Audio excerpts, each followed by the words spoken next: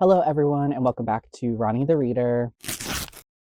So I know it's been a little bit since I posted a full-length video onto the channel. It's been a lot of shorts, but today I am here to determine my favorite book of 2025 by doing a little tournament bracket style. Now, this idea was fully stolen from Books and Lala, and I think other people have done it before. I don't know if she was the first or what, but I've seen a few of these video types, and I just think it's really fun, and so I kind of found a tournament bracket maker, and I read 52 books last year, so they're all in here. Hello, I just recorded this video, and I'm jumping in here because my bracket screen recording failed to save and did not save to my phone. So I don't have the screen recording of the bracket. So in this video, you're just going to see the kind of intro cards for the books on the screen.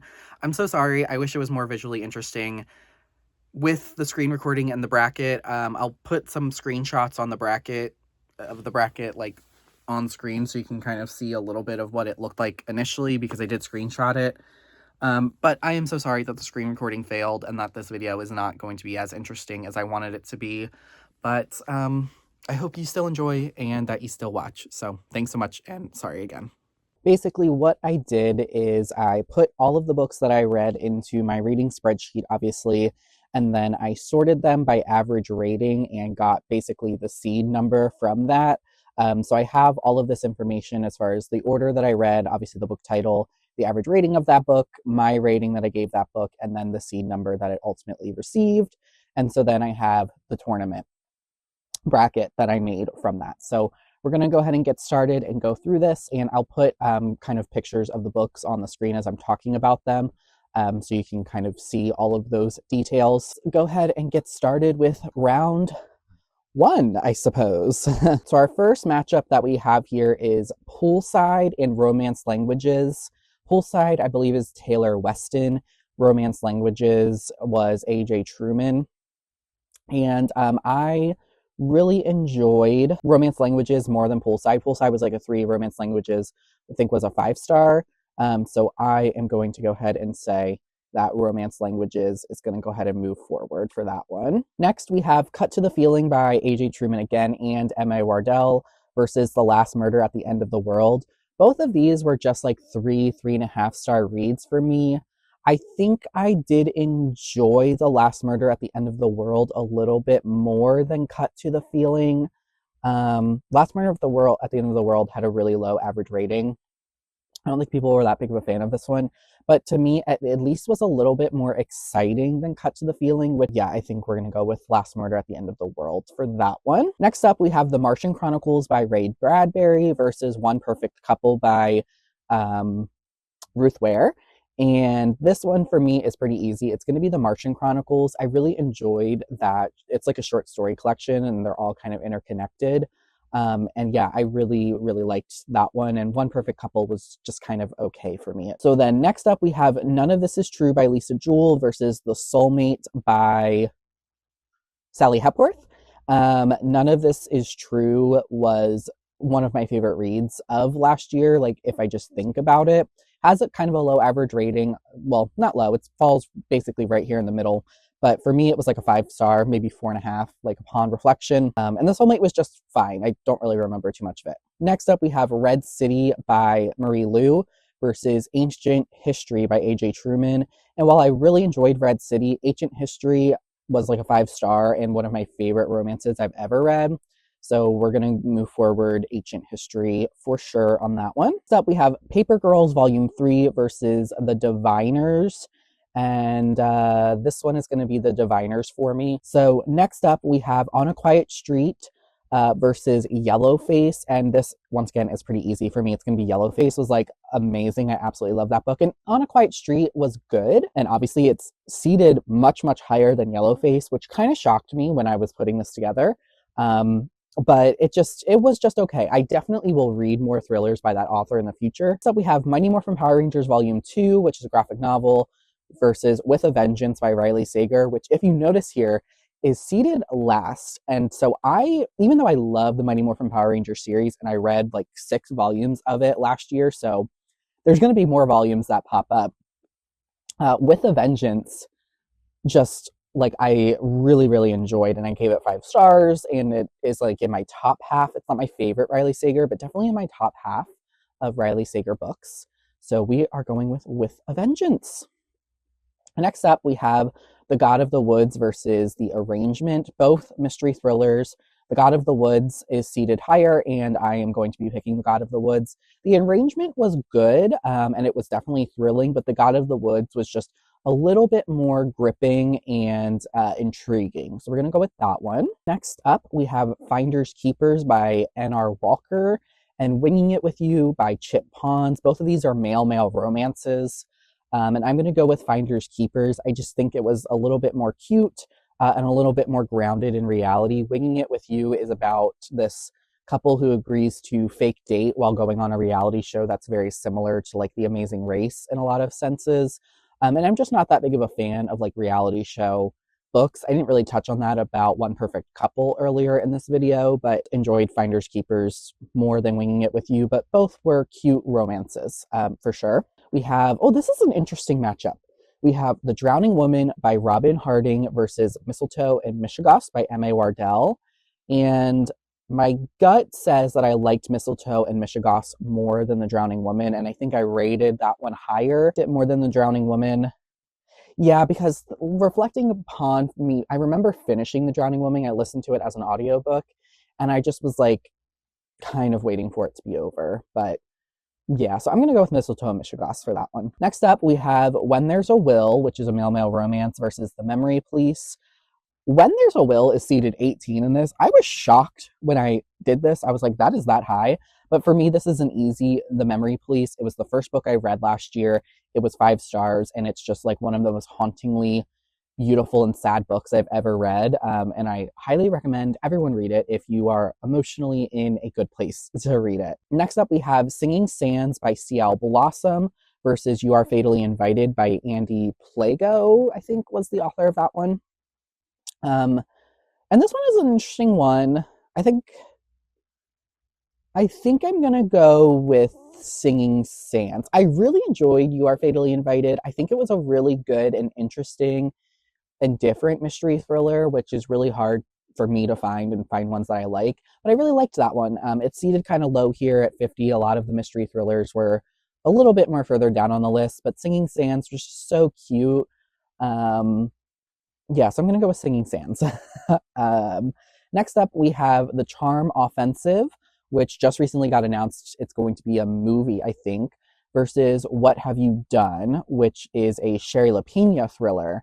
And honestly, both of these were just okay for me. I think I'm going to go with What Have You Done because it was more interesting than The Charm Offensive. I wasn't that big of a fan of our leads in The Charm Offensive, if I'm being honest. Next, we have Off the Boards by Mia Kelly, something like that.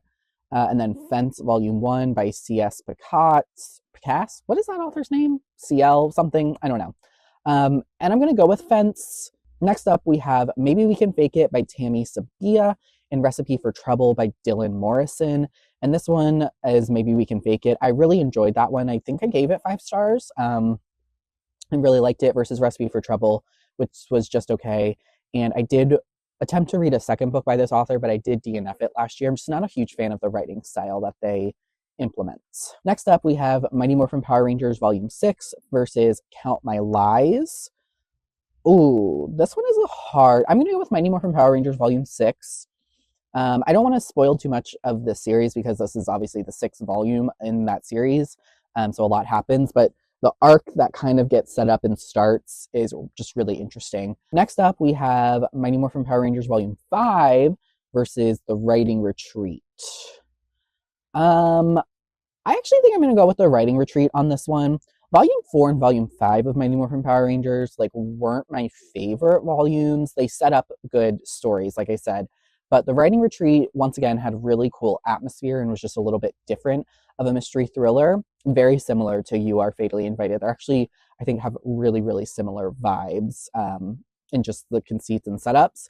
But yeah, I'm going to go with The Writing Retreat for that one. Next up, we have another interesting matchup, I feel. Lair of Dreams by Libba Ray, which is the second Diviner's book, versus Don't Let Him In, which was Lisa Jewell's release that I think came out in 2025. Um, oh my God, this one is interesting. This is really, really interesting.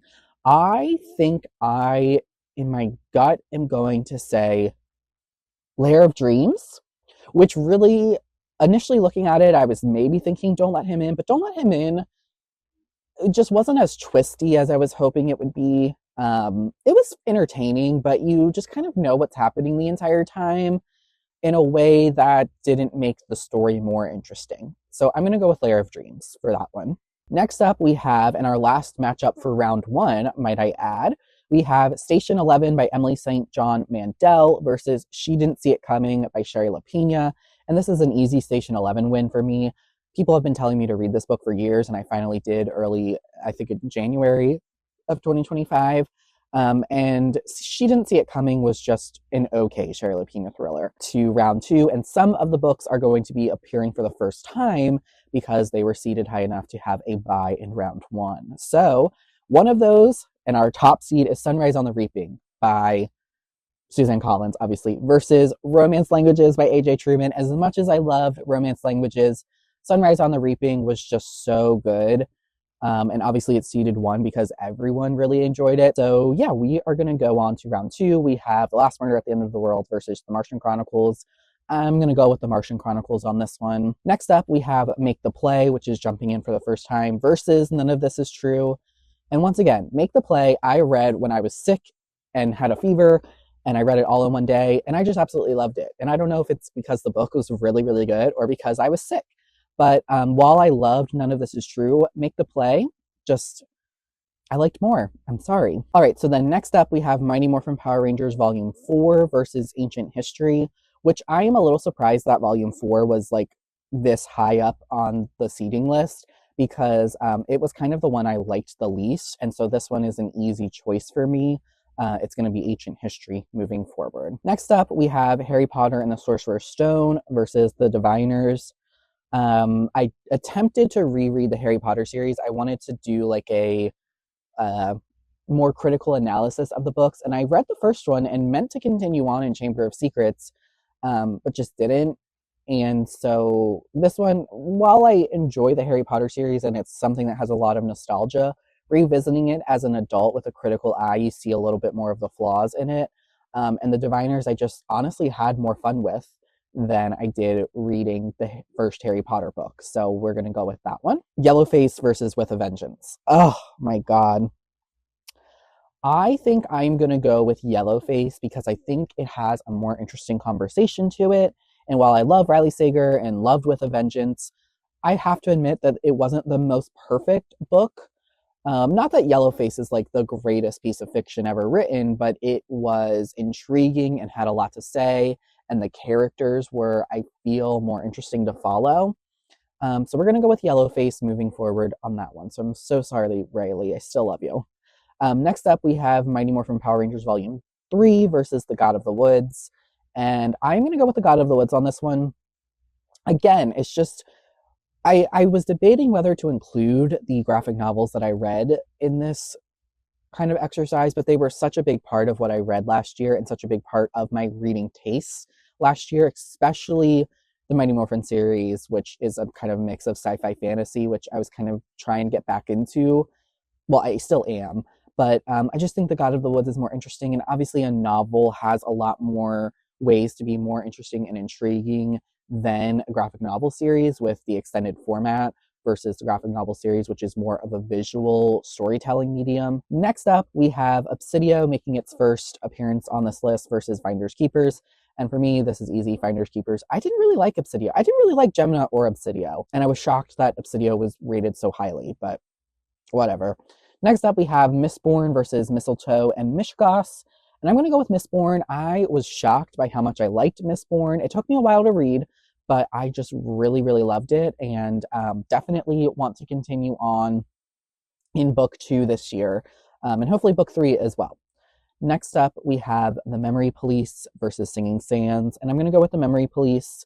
Even though Singing Sands was such a cute, fun romance, and I think there's a place for that, I just think The Memory Police had a lot more of an impact on me and the type of reader that I kind of want to be, and the type of books that I think are important to be talking about. Not that Singing Sands is not important. Like I said, there are place for contemporary romances that talk about heavy topics. Singing Sands definitely has a lot of topics that are heavy in it, but I just think The Memory Police was more interesting to me. We have hashtag holiday versus what have you done. And this is a little surprising, but I'm going to go with what have you done. Hashtag holiday was fine.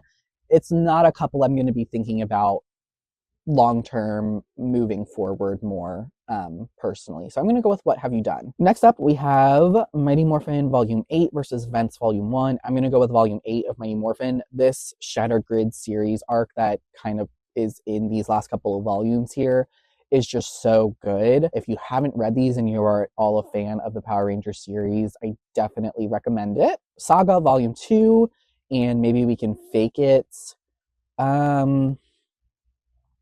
While I loved Saga Volume 2 much more than the first volume, I'm going to go with Maybe We Can Fake It again. Just once again, it's hard for some of these graphic novel series, especially the beginning ones. Like this is the first half of the series before we've really dived into a lot of character. Maybe We Can Fake It. I just thought that the couple was really, really cute, and I really enjoyed them. Next up, we have Volume 6 versus The Writing Retreat. I'm going to go with Volume 6 here. I just think it was intriguing more than The Writing Retreat. I know I've been saying that a lot. Next up, we have The Housemaid versus Lair of Dreams. And I'm going to go with Lair of Dreams. The Housemaid, again, was just a story that I've read so many other times before. And I know it's really popular, and Frida McFadden herself is just so, so, so popular. But Lair of Dreams just was more... I liked it more. I had more fun reading it. Even though The Housemaid I finished in one day. I read that all in one sitting. But yeah. Next up, we have Mighty Morphin Volume 7 versus Station 11. Oh, this is really hard. This is a hard one. I loved Volume 7 and Volume 8 of Mighty Morphin, but Station 11 was so good. All right, I think people are going to be mad at me, but I'm going to go with Mighty Morphin. I just thought it was maybe more fun than Station 11. And again, kind of going back to the conversation of like what a book has to say versus just kind of flat fun. I picked the book that had a lot more to say the last time, and now I'm just picking the book that I maybe had more fun with. So that is now the end of round 2. So we are heading into round 3. So we're going to start doing these a little bit more quickly because we've kind of talked about each book. Next up, we have Sunrise on the Reaping versus Martian Chronicles. I'm going to go with Sunrise on the Reaping. Yes, that's what I feel more better in my heart. Next up, Make the Play versus Ancient History. Make the Play versus Ancient History. I liked the couple in Make the Play more than... No, oh my god, this one I think is the hardest one I've had so far. I'm going to go with Make the Play. That was what my first gut said, and I'm going to go with Make the Play. So I'm going to pick Make the Play. Next up, we have Diviners versus Yellowface. Another hard one. I'm going to go with Yellowface. Next, we have God of the Woods versus Finders Keepers. Ooh, this is tough. This is getting hard at the end. This is getting really hard. I am going to say Finders Keepers. I really like that one. I think I gave it 4 stars, but I think it's a 5-star for me, actually. Next, we have Mistborn versus The Memory Police. I'm going to go with The Memory Police. Memory Police is really creeping up there. I'm kind of surprised. Next, we have What Have You Done versus Mighty Morphin Volume 8. I am going with Mighty Morphin Volume 8.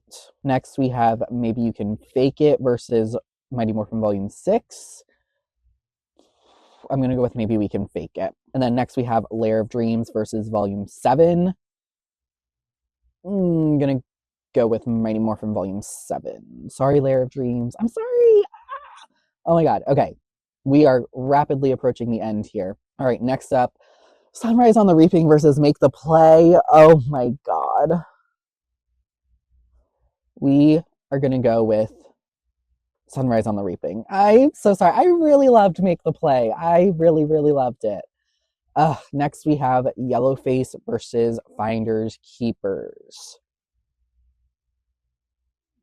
we are going to go with Yellow Face. Yes, that's what we're doing. Yellow Face. Next, Memory Police versus Mighty Morphin Volume 8. I'm going to go with the Memory Police. I'm kind of shocked about the Memory Police. I have to be honest. Like, I think I really loved that. I think I really need to revisit it. Next, we have Maybe We Can Fake It versus Volume 7. I'm going to go with Volume 7 of Mighty Morphin. Oh my god, we are in semifinals territory, baby. Oh, this is brutal. Sunrise on the Reaping versus Yellow Face. Sunrise on the Reaping versus Yellow Face.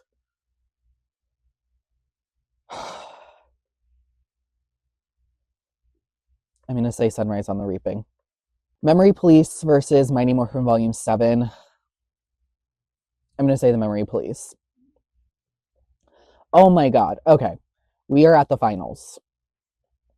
Sunrise on the Reaping versus the Memory Police. The number 1 seed, not shocking, versus the number 47 seed, the Memory Police.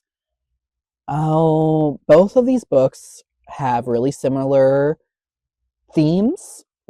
Is themes the right word? Maybe vibes is more of the right word. They're both really sad and introspective stories in a lot of sense.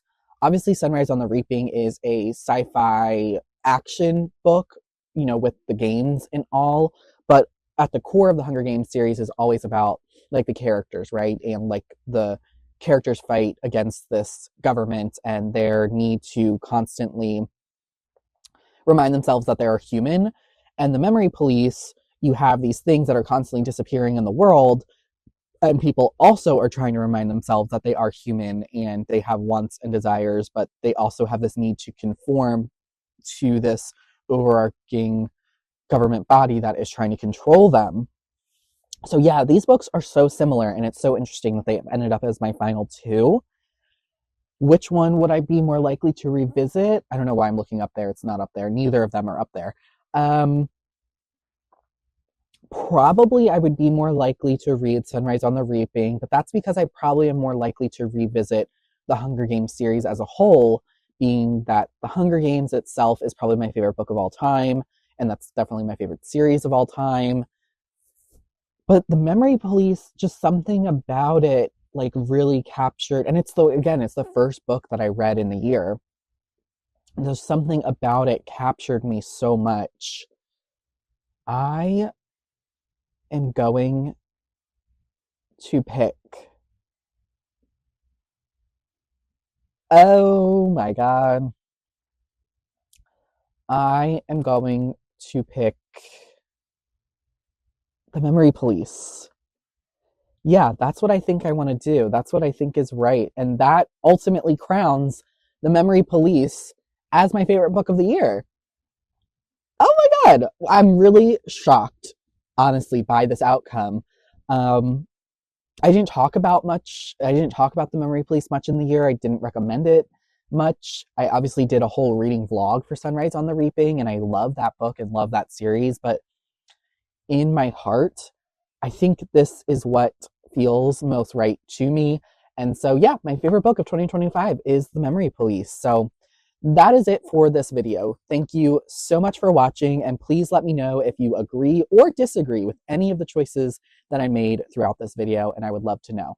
And let me know what some of your favorite books of the year were. So once again, thank you so much for watching, and I will talk to you again soon.